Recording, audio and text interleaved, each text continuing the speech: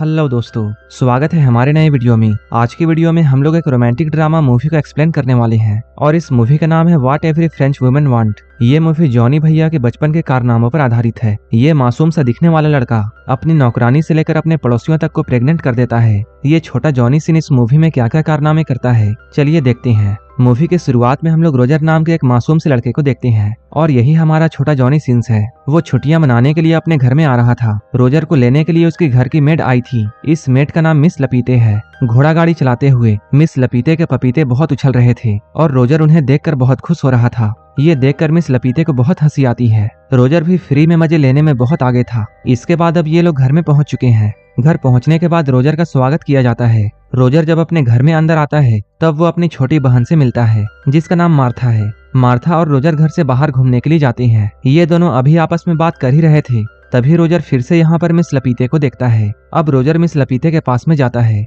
Miss लपीते यहाँ Roger को एक टोकरी देती है। इसके बाद वो वहीं पर रोजर के सामने ही खड़े खड़े अपनी टंकी खाली करती है। ये देखकर रोजर को काफी अजीब लगता है। कुछ देर के बाद जब रोजर अकेले जंगल में घूम रहा था तभी उसे झाड़ियों के बीच में से कुछ आवाजें सुनाई देती हैं। जब वो चुपके चुपके जाकर देखता है तब वो अपने घर की एक मेड को यहाँ पाता है। वो यहाँ पर किसी के साथ जंगल में मंगल कर रही थी। रोजर को देखता हुआ देखकर वो मेड बहुत हंसती है, लेकिन रोजर डरकर वहाँ से भाग जाता है। रात में जब वो सो रहा था तभी उसे फिर से कुछ आवाजें सुनाई देती हैं। जब वो अपने कमरे से बाहर झांक कर देखता है तब वो अपने घर की एक मेड हेलेन को देखता है जो कि चाय का ट्रे पकड़कर दरवाजे के सामने झुकी हुई थी और वो बार बार आगे पीछे हो रही थी। रोजर को ये बात समझ में नहीं आती है, आखिर हेलेन ऐसा क्यों कर रही है। अब हेलेन अपने काम को खत्म करके जल्दी से यहाँ से जाती है। इसके बाद रोजर भी सोने के लिए जाता है। तभी रोजर की छोटी सिस्टर मार्था यहाँ आती है। वो यहाँ आकर रोजर को ये बताती है हमारी मौसी मार्गरीटा की शादी नहीं हुई है क्योंकि उन्हें मर्दों से बहुत डर लगता है। रोजर उससे पूछता है तुम्हें ये बात किसने बताई।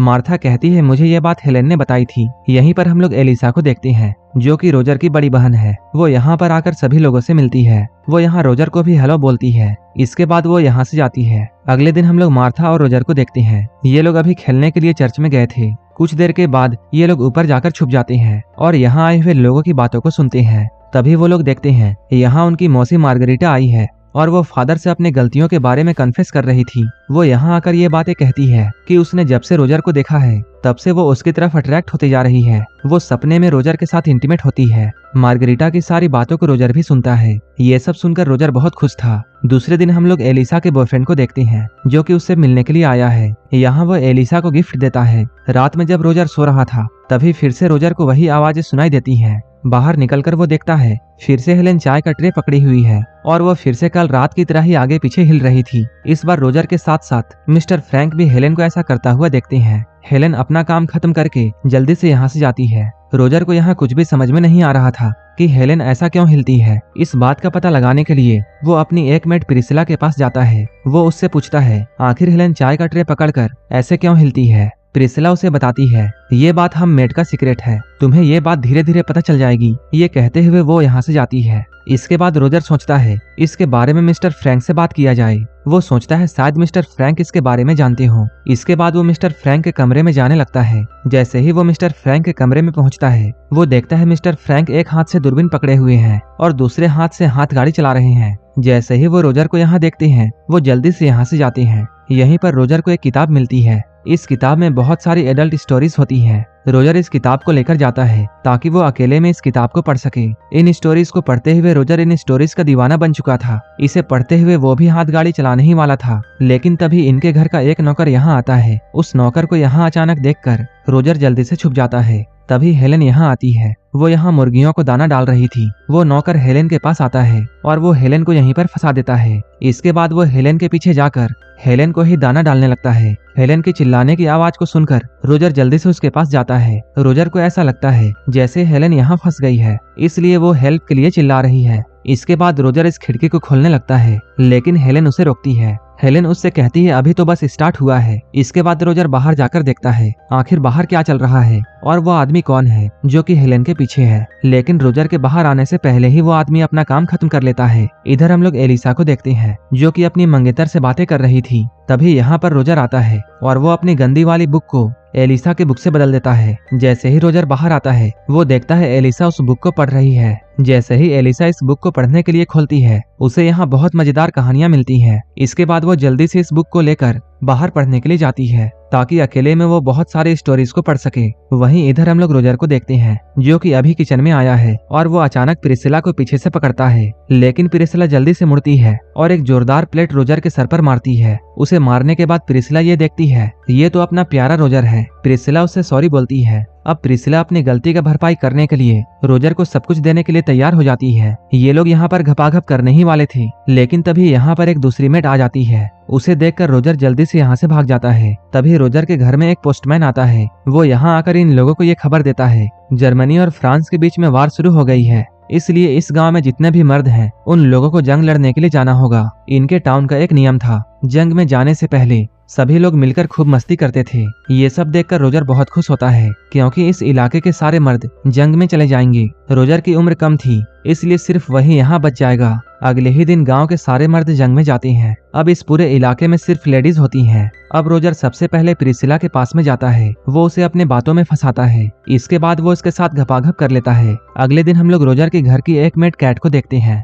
जो कि नदी के किनारे बैठकर अपना मेकअप कर रही थी। तभी रोजर यहाँ आता है। रोजर को यहाँ देखकर कैट के मन में कुछ कुछ होने लगता है। इसके बाद रोजर कैट के पास आकर उसके साथ भी घपाघप कर लेता है। रात में जब मार्गरीटा अपने कमरे में सोने के लिए जाती है तभी वो अपने बेड पर रोजर को देखती है। वो रोजर से पूछती है तुम यहाँ क्या कर रहे हो। रोजर उससे कहता है मैंने सुना है तुम्हें मर्दों से डर लगता है, इसलिए मैं तुम्हारे डर को दूर करने के लिए आया हूँ। मार्गरीटा शुरू में तो रोजर को मना करती है, लेकिन रोजर तो जॉनी सिंस का 6वां अवतार था। वो मार्गरीटा को भी अपनी बातों में फंसा लेता है। इसके बाद वो मार्गरीटा के साथ भी घपाघप कर लेता है। इसके बाद हम लोग हेलेन को देखते हैं जो कि चाय का ट्रे लेकर घूम रही थी क्योंकि आज उसे ऐसा कोई भी नहीं मिल रहा था जो कि उसे दरवाजे के पीछे खींच ले।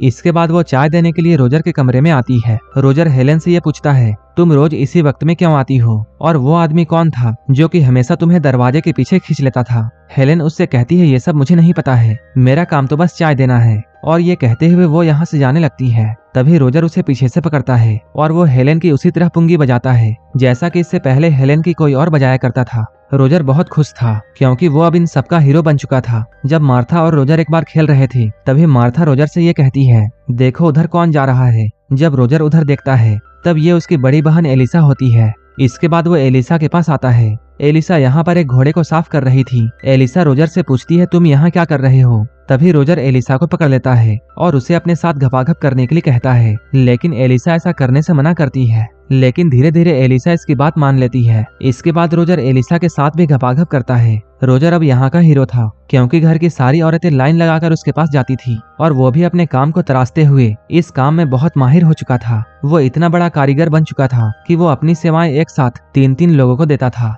रोजर से सेवा करवाकर सारी महिलाएं बहुत खुश थीं। एक दिन एलिसा रोजर से ये कहती है कि वो प्रेग्नेंट हो चुकी है। ये सुनकर रोजर को कुछ भी समझ में नहीं आता है। तभी इन सभी को ये न्यूज मिलती है इनके देश में जो फाइट चल रही थी वो अब खत्म हो चुकी है, जिसकी वजह से गांव के सारे मर्द वापस आ रहे हैं। तभी प्रिसिला रोजर के पास में आती है। यहाँ आकर वो रोजर से कहती है वो भी प्रेग्नेंट हो चुकी है। इसके बाद मार्गरीटा भी रोजर के पास में आकर सेम चीज कहती है। इन सारे लोगों की बातों को सुनकर रोजर का दिमाग घूमने लगता है। इसके बाद रोजर मार्गरीटा को समझाकर एक प्लान बनाता है। वो कहता है तुम्हें मेरे अंकल से शादी करनी होगी क्योंकि मेरे अंकल तुम्हें बहुत पसंद करते हैं। इसके बाद रोजर अपने अंकल और मार्गरीटा की सेटिंग करवाता है। इसके बाद वो एलिसा के पास में जाकर ये कहता है वो अपनी मंगेतर के साथ इंटीमेट हो जाए ताकि सभी लोगों को ऐसा लगे कि वो अपने मंगेतर से प्रेग्नेंट हुई है। एलिसा रोजर की सारी बातों को सुनने के बाद ऐसा ही करती है। वो अपने फियोंसे के साथ इंटीमेट हो जाती है। अब प्रिसिला भी गांव के एक आदमी के साथ शादी कर लेती है। रोजर ने सभी की सेटिंग कर दी थी और अब उसका रास्ता बिल्कुल साफ था। कुछ ही दिनों के बाद रोजर की छुट्टियां भी खत्म हो जाती हैं। इसके बाद वो अपने हॉस्टल जाने लगता है और वो यहाँ सारे लोगों से गुड बाय कहता है और इसके बाद वो खुशी खुशी यहाँ से जाता है और यहीं पर ये मूवी खत्म हो जाती है। इसी तरह की मूवीज के लिए आप हमें टेलीग्राम और इंस्टाग्राम पर फॉलो कर सकते हैं जिसका लिंक डिस्क्रिप्शन में दिया हुआ है। और मूवी अच्छी लगी हो तो एक लाइक जरूर कर देना और ऐसे ही वीडियोस के लिए मेरे चैनल जरूर सब्सक्राइब कर लेना। तो मिलते हैं हमारे नेक्स्ट वीडियो में।